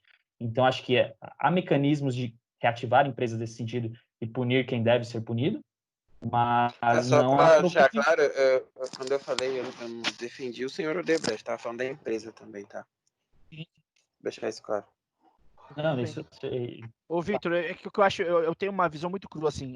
O Moro falou que não queria causar melindre, então investigue o que ele falou que não queria causar melindre, mas não anule a investigação que foi feita a respeito dos outros crimes que foram cometidos. Porque o que a gente quer fazer, porque a gente tem uma metodologia que não foi a melhor forma, anular todo um processo que tinha um crime, foi comprovado, foi investigado, foi mostrado que era criminoso, e aí o que a gente quer fazer? Não, vamos anular tudo, porque talvez no meio do processo o juiz não devesse ter falado, não, pune o juiz, pune-o, mas analise se as provas estão corretas. Se as provas estão corretas, a pena ainda é validada. A pena ainda é correta. Agora, o jeito que foi sendo feito, primeiro, que é tanto quanto demonizar, tanto quanto santificar a Lava Jato é um erro, é inocente, demonizá-la também é inocente, porque ela também está posta nesse jogo. Se revela para a mídia os fatos jurídicos para tentar, de alguma forma, combater a interferência política que toda operação sofre nesse país. É inspirado lá nas mãos limpas da Itália. Aí você fala, é a melhor forma? Não, mas é que a gente está dentro desse jogo, onde os políticos comandavam todas as instâncias jurídicas desse país. E aí você arruma um artifício jurídico que talvez não é o mais moral, mas a justiça também está posta nesse mundo cheio de interferências e ela vai arrumando as suas alternativas para sair disso também. Mas, Então, Silas, ela demonizá-la é tão inocente quanto santificá-la, entendeu? Ela também está nesse jogo. já foi provado mais que tudo, principalmente com os áudios vazados e com as conversas vazadas do Moro, com o Dallagnol, que a Lava Jato está totalmente dirigida por política. E aí? Mas em nenhum momento provou que alguma prova foi forjada, Ítalo. Nenhum áudio Mas prova aí que uma você não prova foi pode forjada. avaliar se é justo ou não, apenas se tem provas ou não. Você pode criar tudo um contexto ali, onde você consiga apresentar provas e que essas provas elas tenham uma finalidade política, entendeu? Assim, na minha cabeça, a gente poderia cravar que aqui, ó, isso aqui foi estritamente político se não houvesse crime e aí prendesse alguém inocente. E aí eu falo, cara, isso é estritamente político. Tô dizendo que não tenha política, não sou inocente a tal ponto. Eu acho que tem política, é óbvio. Eu disse para você que o Moro, quando prendeu o Lula, deu um sorriso. Eu concordo plenamente com isso. Agora, se não tivesse provas contra esse esquema e você prendesse essas pessoas, aí eu falei, cara, isso aqui é meramente político. Agora, no demais, é o que o Brasil é, e eu acho sim que os ganhos da Lava Jato são maiores do que os danos da Lava Jato. E eu acho que ela, como o Bruno disse, ela também não pode, os fins não pode justificar os meios, também acho que esses métodos precisam ser revistos, mas enquanto alguém falar para mim que a Lava Jato forjou provas, se você falar ela forjou provas, eu digo, essa operação é um mal para o Brasil, Não, porque mas você ela... pode avaliar só por isso. Então você está pegando esse como único critério. É porque se todo forjou, outro, para mim, é isso. Se não forjou, não é ruim. Entendeu? Não, Sendo que esse processo foi todo enviesado, quem tem a competência de julgar ele está todo comprometido politicamente com interesses, entendeu? E você utilizar apenas se provou ou se não provou como critério, é no mínimo leviano. É que tudo para lá é especulativo para mim, Oito. A gente pode discutir, mas a gente não pode colocar como fato. Tudo para além disso, entendeu? Tudo para além disso é especulativo. A gente não sabe também. Você não pode estabelecer só o que apareceu na mídia, só Tudo o que bem, essa por isso que eu justiça disse. enviesada mostrou como fato. Porque tem muita coisa que é fato e que a gente não sabe. Mas Como- enquanto, foi o que eu disse, Ítalo, só antes do Bruno falar, foi o que o Vitor chegou a falar isso. Se daqui a um tempo alguém me mostrar que de fato foi forjado provas, de que eu não sabia certas informações, eu estou disposto a mudar. Mas enquanto isso não aconteceu, é o que eu tenho. Não é questão só de ego, o Silas. Daqui a 30 anos, muita gente pode ter morrido e muita gente sofreu injustiça pela Lava Jato, pode ter morrido, e aí? Como é que como é que a gente vai pagar essas Você vê como pessoas? isso é mero especulativo, porque daqui a 30 anos nada pode aparecer também. Você que falou lá no futuro, se for Se provado, aparecer, é muito foi especulativo. esperar, foi esperar 30 Não, eu anos. não É vou esperar complicado. também, desculpa. Bruno, vai falar pra gente terminar o assunto, que a gente já Eu ficou acho que é algo extremamente complicado e ficamos divididos aí e só espero que os nossos ouvintes também continuem essa discussão de forma feroz e assim, uma forma. Quero que os nossos ouvintes se degladiem nos comentários. Agora vai para o YouTube, tem que ser escrutinado, tá? E é isso. Vamos para o próximo assunto, porque acho que esse aí já foi Só bem. falar, Vai, Vitor. como a gente acredito, nada mais adulto do que resolver na mão. Então a gente vai marcar uma briga e eu quero Vamos. você de casa mesmo e pronto, tá resolvido. É assim que se decide as coisas, pelo amor de Deus. Eu prefiro. Cara, Nem sei porque a gente tá discutindo, né? Uma pancada já resolveria o assunto, né? pô, A notícia é... Tami Miranda, o filho da Gretchen, foi contratado pela Natura para promover uma campanha em suas redes sociais, uma campanha para o Dia dos Pais. Sendo o Tami Gretchen um trans, é correto chamá-lo de trans, o Ítalo? Sim, homem. É um trans, né? Um É transexual. homem. Isso, show. Houve uma repercussão negativa a respeito desse movimento, né, da Natura colocar um transexual como a figura paterna para uma campanha do Dia dos Pais. Isso gerou uma confusão nas redes sociais gigantes, uma patrulha conservadora atacando a Natura, em contrapartida também, muita gente dizendo que a campanha da Natura é extremamente relevante, progressista no sentido de que é um progresso humano, né, no sentido de que é um avanço, a gente incluiu esse personagem, esse gênero que era um tanto tratado com muito desrespeito e preconceito na sociedade e deu a ele um lugar que ele merece. Muita gente achou isso, eu também acho, tá? Eu gostei muito da ideia. E contrapartida também é uma galera dizendo, a Natura está fazendo isso para se promover, porque a Natura tem processos jurídicos correndo as agressões que ela faz por dano ambiental. Um exemplo, ela tem uma indústria na cidade de Benevides, lá no Pará, que teria utilizado recursos hídricos de forma irregular, e ela está sendo processada em nome disso. Então ela também é uma grande companhia, ela em tese é o que alimenta esse grande sistema, e a discussão ganhou contornos muito gigantes, e aí a gente tem aqui o Ítalo, que como ele já disse no início, participa de um movimento político voltado para as questões LGBT, para as questões da diversidade nesse sentido. E aí eu quero que ele abra o discurso falando o que você sentir à vontade a respeito dessa notícia, Ítalo. O palco é seu, meu amigo, e brilhe muito no Corinthians, porque vai tomar banho. São Paulo me ferrou essa semana, só queria deixar isso claro. Vai lá, Ítalo, é com você, nego. Então, de fato, a questão da representatividade é muito importante. Ainda mais quando nós estamos falando de pessoas que sempre foram tratadas com desprezo pela sociedade e que muitas vezes é categorizada como aberração, né? Imagina só como é que é para a autoestima da pessoa quando ela vê ela num comercial que ela nunca imaginou se ver alguém como ela lá sendo tratada com a normalidade que ela deveria ser tratada, né? Pessoas cisgênero, como nós aqui, sempre estamos nos vendo na TV, com a família, no caso, né, das pessoas heterossexuais. E quando uma pessoa trans se vê também, ela se começa a sentir normal, né? É muito pouco ainda, mas ela começa a se sentir normal. Mas também a gente não pode deixar de criticar a questão da Natura, né, do Pink Money. Muitas pessoas utilizam a representatividade e para colocar a Natura no outro patamar. Olha só como a Natura é super evoluída. Quando, na verdade, a gente sabe que tem muitos trabalhadores relacionados à Natura que sofrem muito, né? Porque não têm as condições necessárias de trabalho ou ganham muito pouco. Sofrem a opressão que qualquer trabalhador sofre em qualquer empresa. Então, isso é sempre bom ser pontuado. E uma outra crítica que eu faço eu vejo muita gente da esquerda, inclusive, falando que o que adianta levantar a bandeira de minorias políticas, sendo que com uma mão você pinta de colorido e com a outra você oprime, você bate. Tá. Se a gente for ver isso, é verdade, é fato. Realmente a gente tem que fazer essa problematização.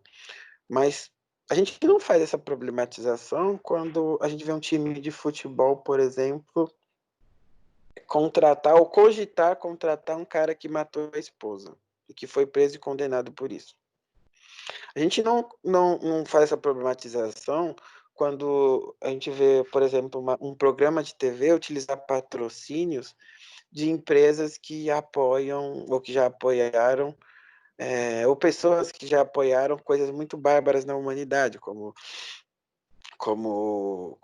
essas empresas que estão relacionadas à propagação de fake news. Agora que está fazendo, né, com aquele perfil lá do Twitter, o Sleep Giant, alguma coisa assim, e ela fica divulgando as empresas e faz as empresas pararem de patrocinar esses sites de fake news.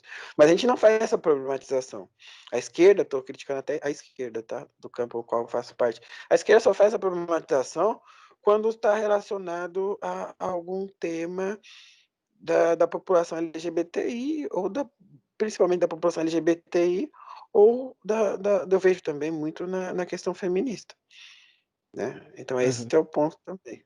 Se a gente for problematizar fazer esse balanço de empresa que pinta de inclusivo de um lado e do outro oprime, é uma cultura boa, mas vamos levar essa cultura para todos os âmbitos, para times de futebol, para programas de TV, para programas agora aqui nas redes sociais mesmo. Vamos levar para tudo isso, né? Não só para quando vem uma empresa que faz alguma propaganda uma ação de marketing envolvendo a representatividade das populações LGBTIs, feministas e de todas as minorias políticas. Cara, que discussão difícil também essa, né? Porque eu também eu tenho essas, eu sou da onda aqui que eu não acredito que toda empresa é um demônio, né? Eu acho que as empresas também têm um seu corpo que visam contribuir para um mundo melhor, né? Eu acho que elas têm uma função mega importante, por sinal. Se a gente tivesse um empresariado muito ativo, né, na questão, ele infelizmente ou felizmente para alguns, hoje é o mercado que dita a boa parcela dos costumes do mundo, né? E se ele assume um costume mais humano, se ele propaga um movimento mais humano, democrático, inclusivo, eu acho que isso é de alta contribuição para a sociedade, né? Pode falar, Ítalo, eu vi que você levantou o dedo aí, pode contribuir. Tá, para deixar muito... Pode ter ficado uma ponta solta e dado margem para entender que eu sou contra, que eu sou a favor de boicote de empresa. Não sou, tá? Não sou a favor. Sério? Para não ser até contraditório ao que eu falei anteriormente na questão da Lava Jato, mas eu falei mais eu quis mais dizer isso pela questão da hipocrisia e de que para a gente não usar dois pesos e duas medidas, né? Se a gente for condenar e criticar uma empresa por estar oprimindo o trabalhador e mesmo assim pagando de inclusiva, que a gente faça isso para todas as empresas que fazem isso, todas as pessoas que fazem isso. Os movimentos sociais fazem isso, né?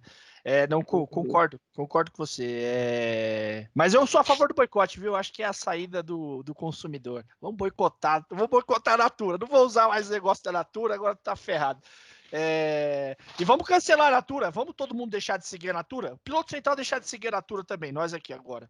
Só se ela mandar ali uns creme pra gente, né, ô Vitor? Um cremezinho ali, Bruno, um cremezinho sempre cai bem no braço, né?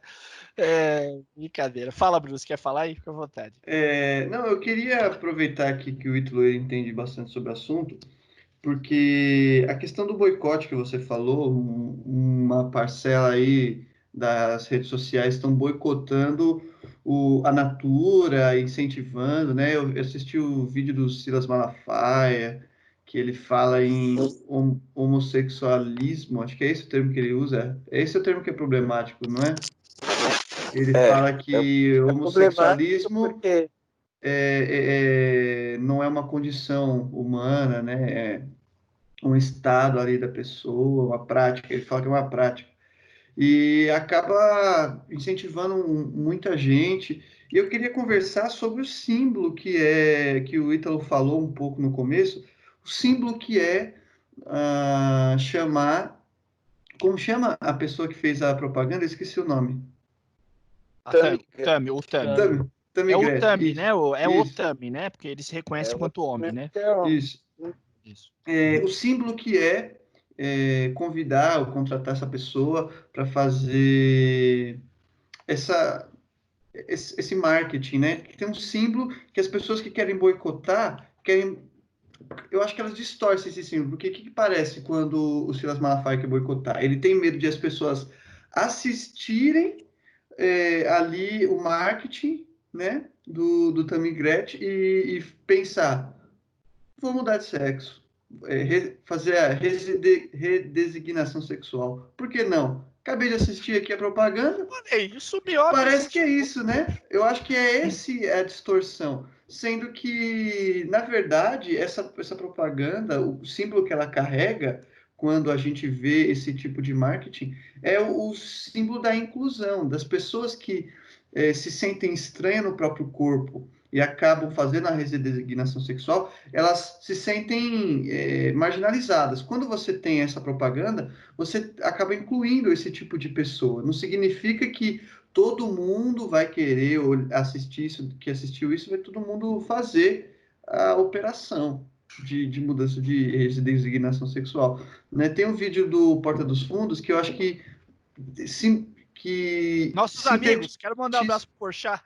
nossos Porchatzão. companheiros aí da crítica social através do humor. A gente Eu sempre não faz pude essa reunião participar. aí. Eu não pude participar daquela live lá, que eu até dizer Porchat, mas essa semana que vem eu tô livre, Mas se quiser me chamar, tamo aí. Obrigado. Ó, não é porque eu não respondi os e-mails que a gente não estamos junto ainda, viu? Mas eu já respondo.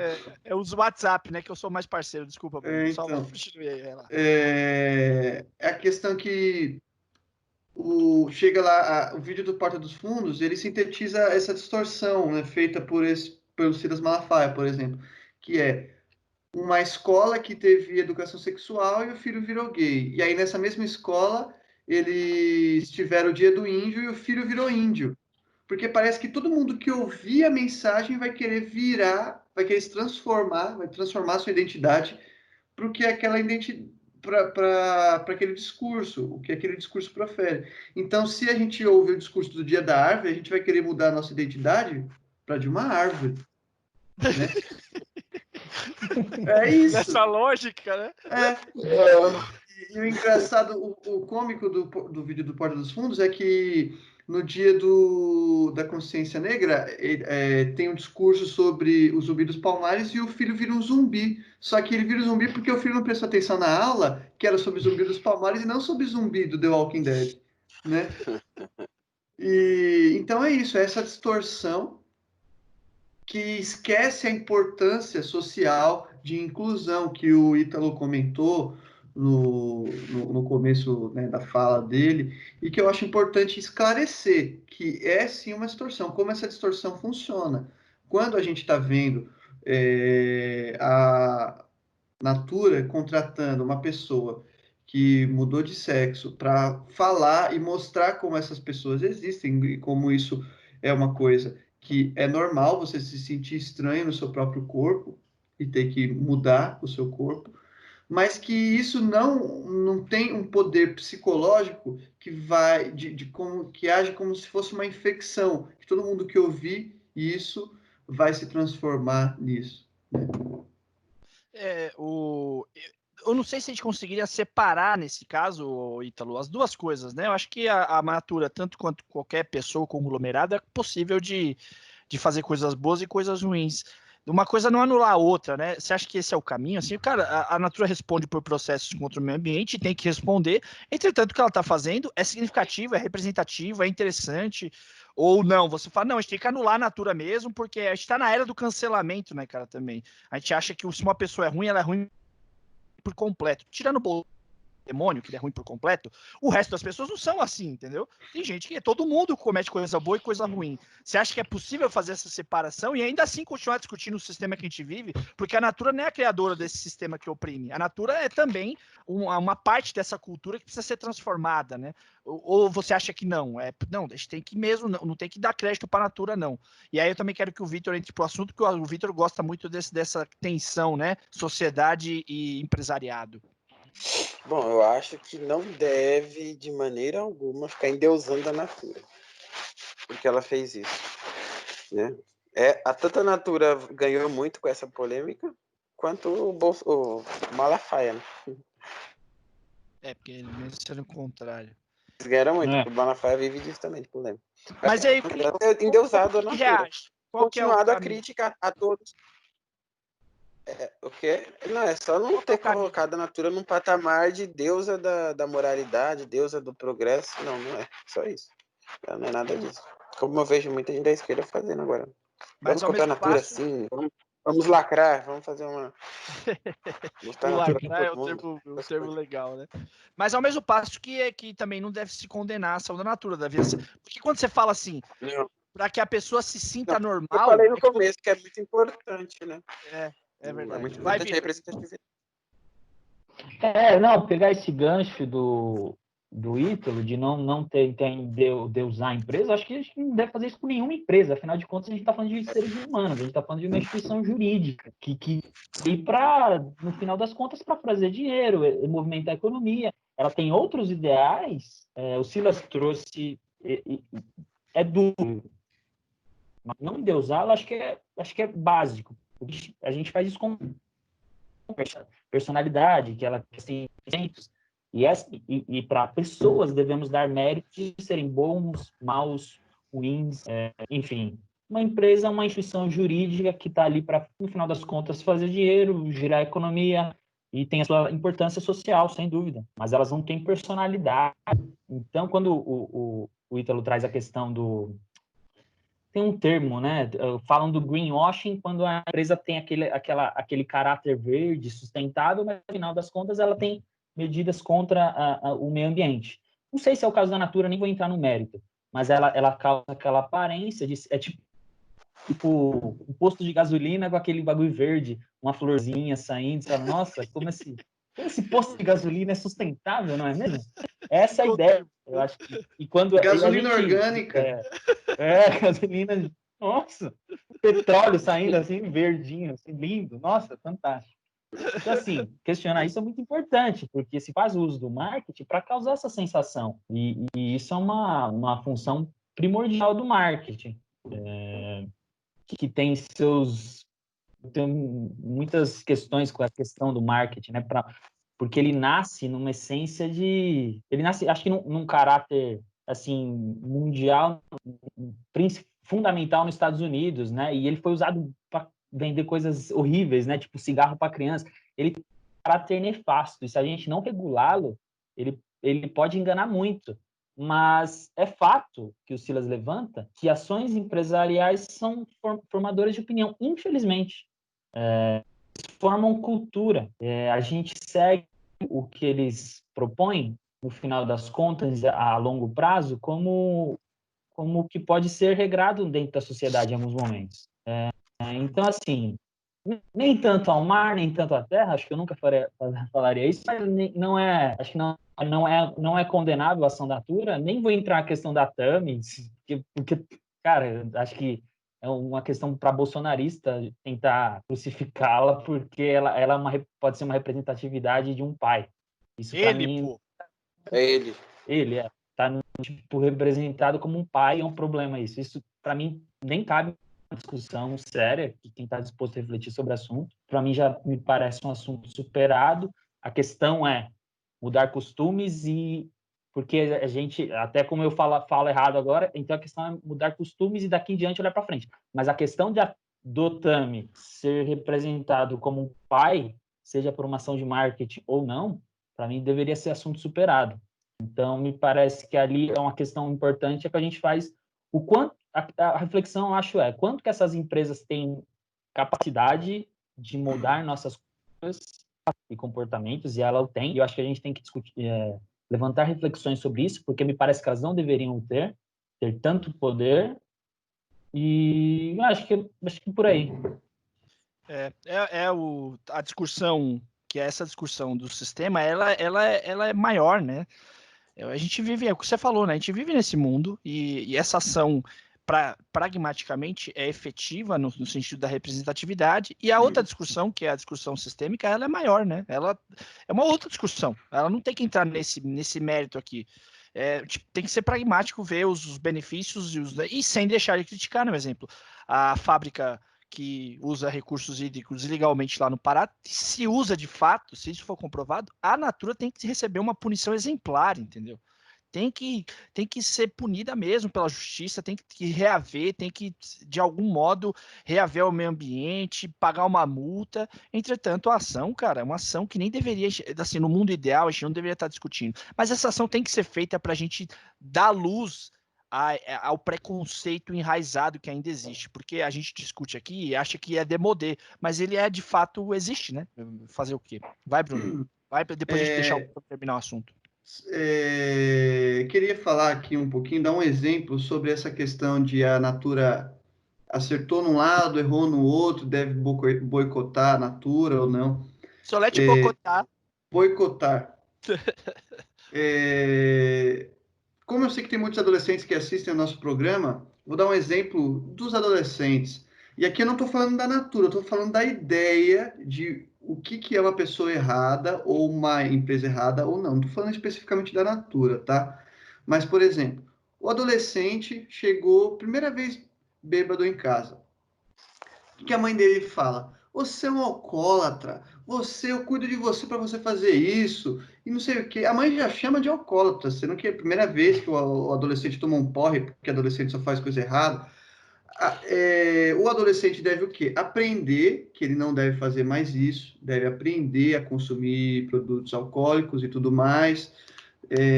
E não é porque ele se embriagou uma vez que ele é um alcoólatra. Ou seja, o que eu estou querendo dizer com tudo isso? O que faz uma pessoa ser errada ou ela ser certa?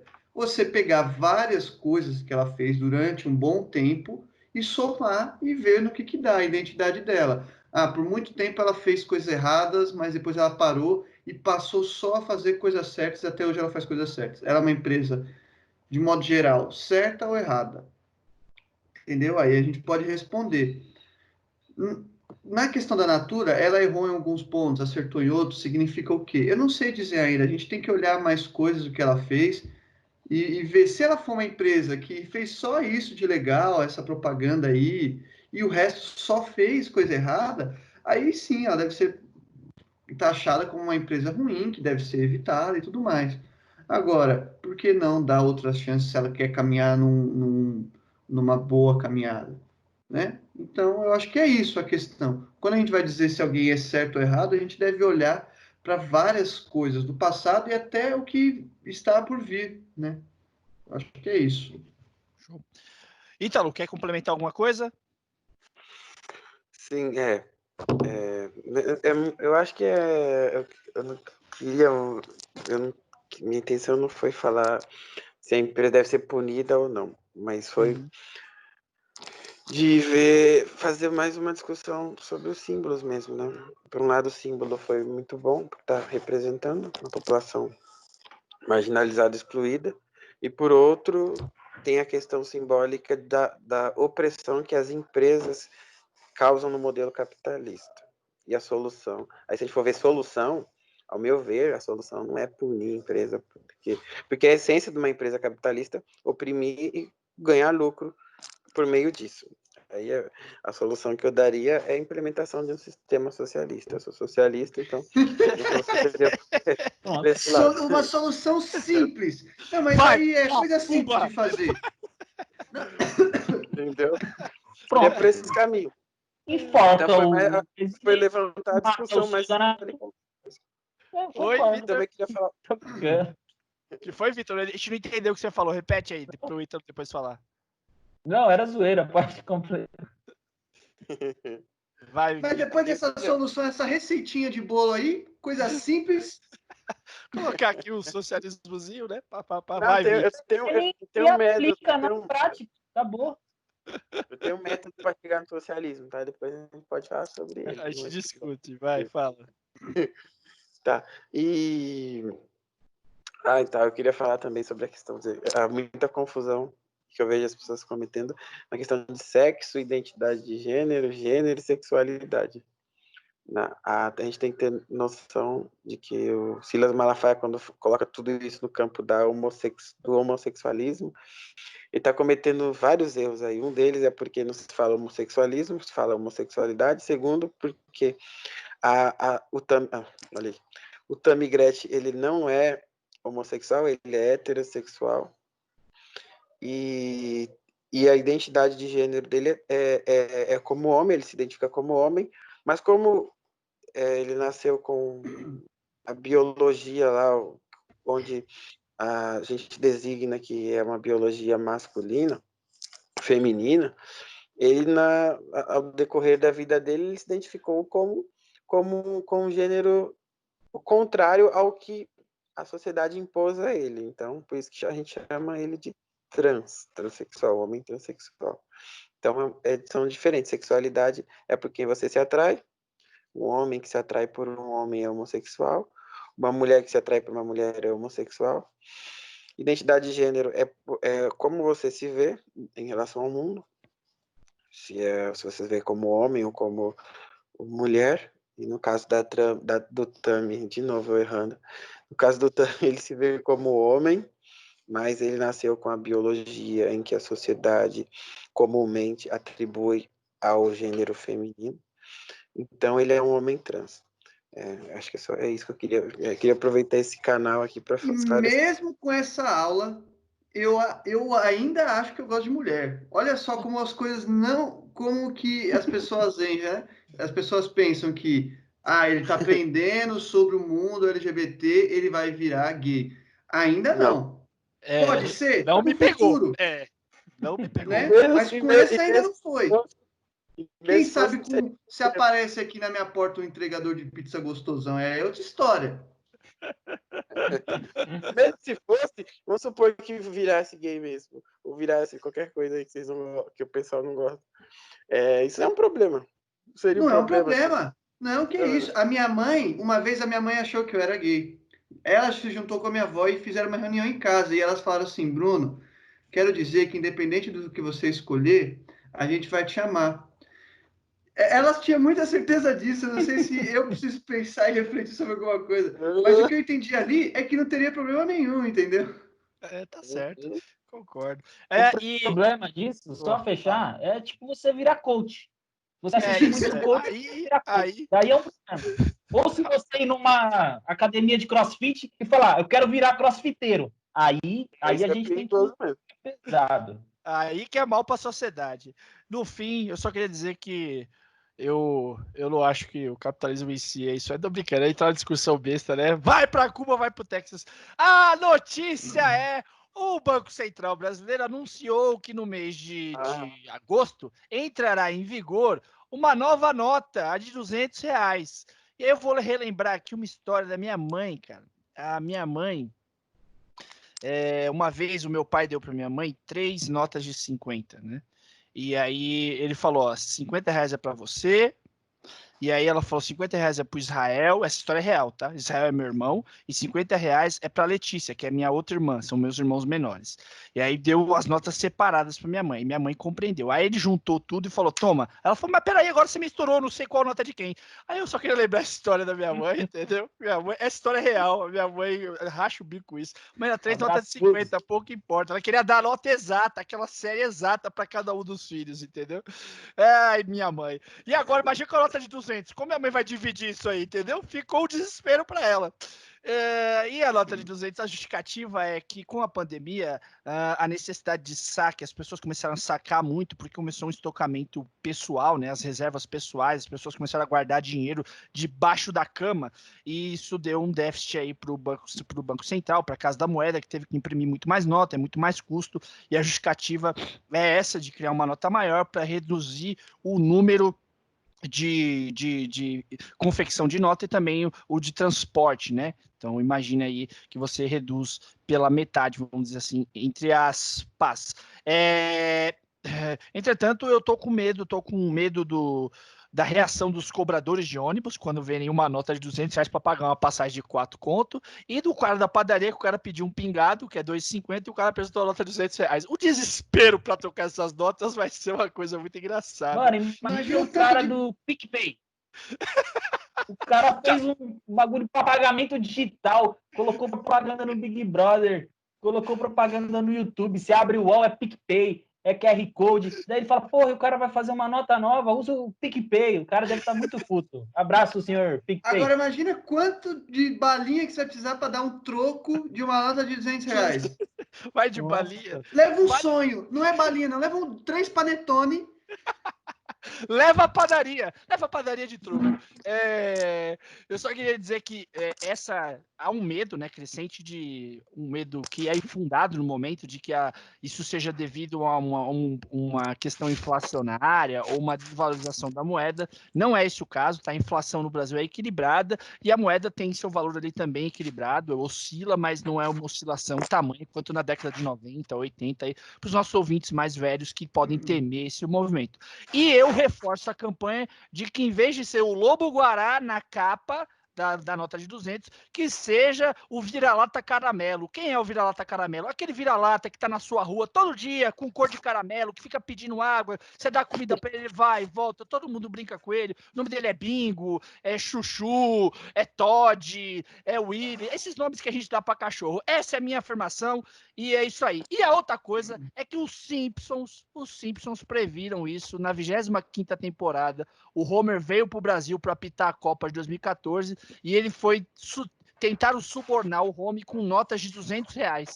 Olha os Simpsons descobrindo que a nota de R$200 aconteceria. Os Simpsons é uma coisa que eu não sei o que dizer. Vai, Bruno, manda brasa pra gente terminar o programa e iniciar o Eu quero dizer aqui uma coisa. Eu tenho muitos amigos designers, designer gráfico e tal. E a nota vai sair em agosto, né, esse mês.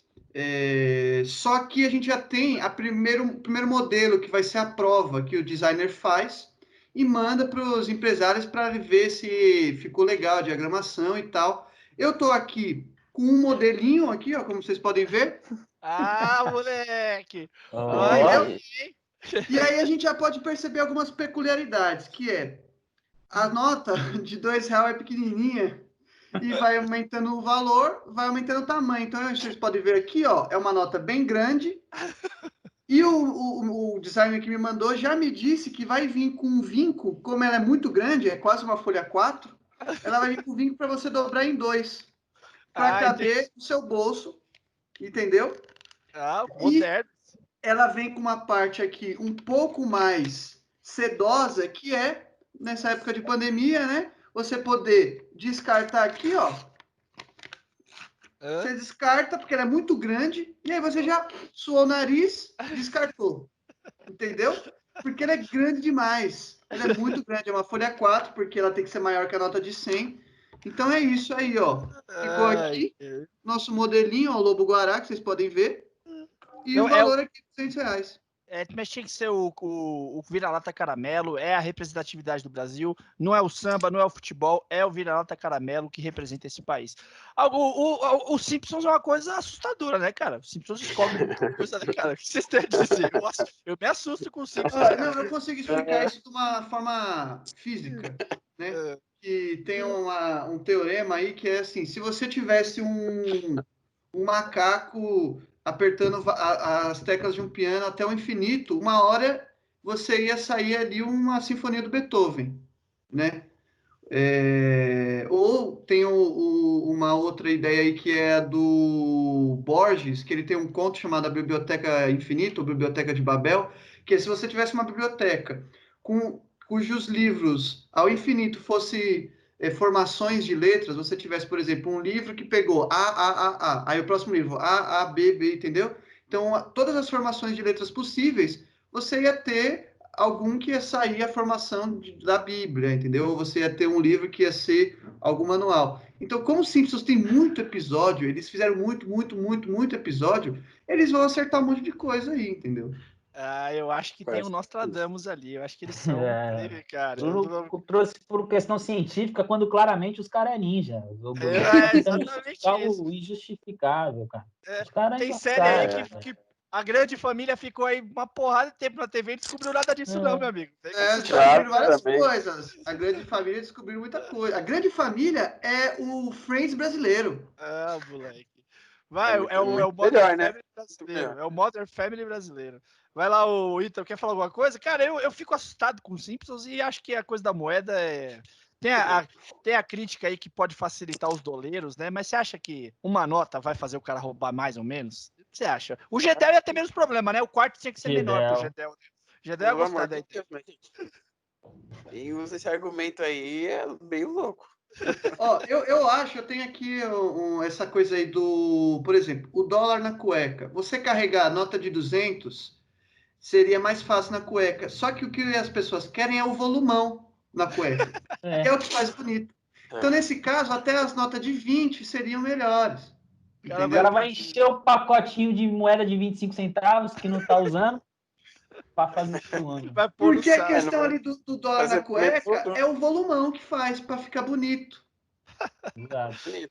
Tanto foi, que ninguém Ítalo? usa de 500 euros. Porque, mano, 500 euros você compra uma casa aqui. Então ninguém. Ah, não vou trazer uma de 500 euros, uma merrequinha. Pô, faz sentido, Bruno.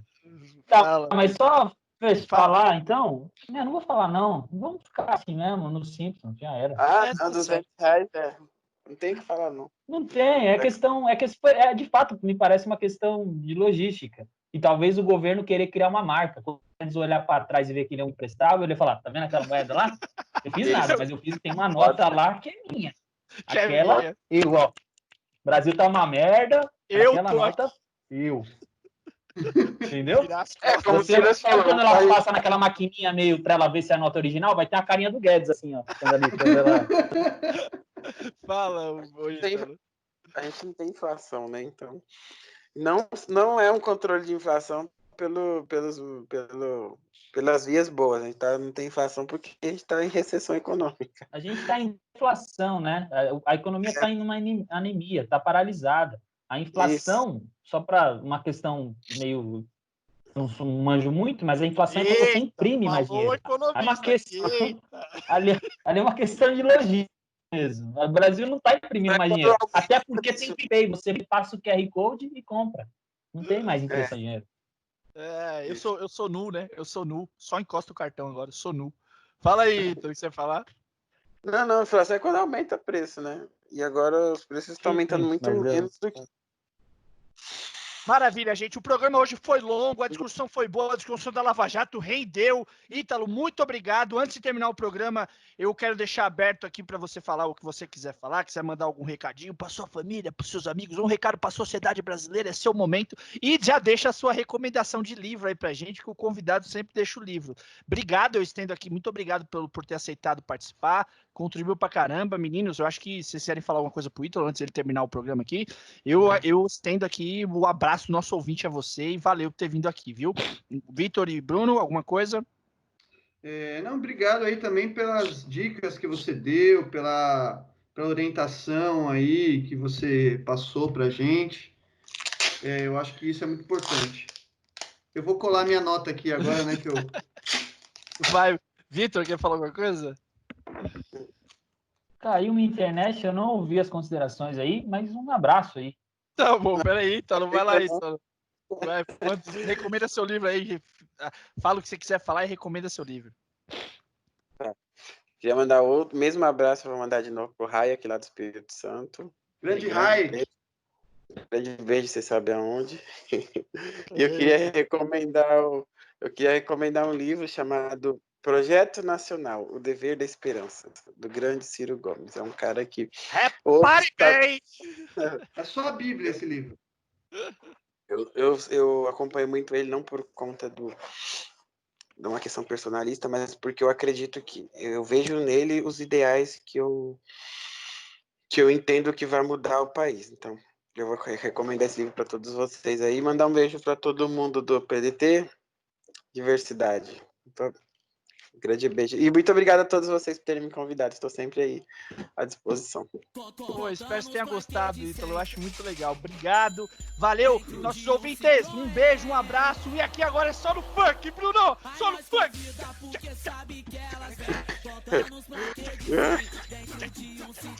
Ô, então, e aí a gente quer saber agora quando é que você vai trazer o Ciro Gomes para participar aqui do podcast, né? É parabéns. Pode ser a Tabata Amaral, que dá uma ajuda lá também. Se for a Tabata Amaral já tá ótimo. Ah, não quero não. Com a Samia lá, qual é o nome da outra menina que também ganhou destaque nacional? A Sami. Sami é bom. Isso, é isso mesmo. É do pessoal. Então tá, desculpa aí, PDT foi mal. Um abraço! Eu gosto dessa.